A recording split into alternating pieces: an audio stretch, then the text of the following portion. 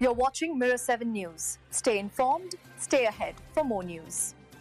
So here's quite a story that's been making the rounds in football. Erik ten Hag, the Dutch coach once seen as one of the brightest minds in the game, has just been sacked by Bayer Leverkusen after a spell that barely lasted 9 weeks. Critics have already given him the nickname Erik 10 Weeks, though technically he didn't even make it that far. It was exactly 62 days in charge, and in that time, he only managed 3 competitive matches.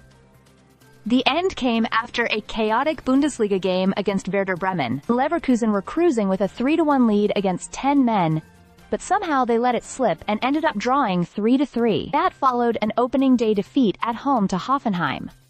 To make matters worse, the only win under his watch came in the German Cup, and that was against a 4th division side, a club that just won the Bundesliga under Xabi Alonso. Those results weren't close to good enough.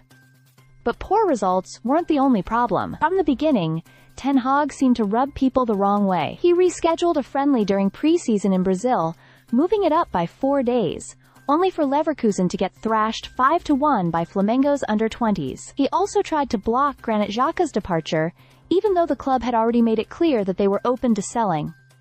Xhaka left anyway, heading to Sunderland. On top of that, players were said to be unimpressed with his training sessions and even his pre-match talks. Before their first Bundesliga game, reports claimed he didn't deliver any team talk at all.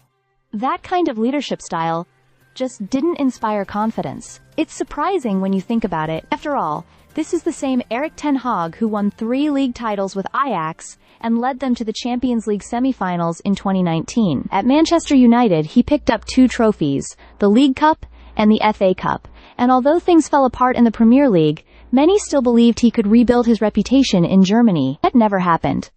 Leverkusen's hierarchy has taken a big hit too. Sporting director Simon Rolfes and CEO Fernando Caro were the ones who pushed for Ten Hag's appointment in May, but now, less than 2 months into the season, they've had to admit defeat. Caro even called the decision painful but necessary. And now they're scrambling for a replacement, with names like Xavi and Marco Rose already being linked. For Leverkusen, it's a messy situation. Players like Malik Tillman and Jarell Quansah signed expecting Ten Hag to lead them.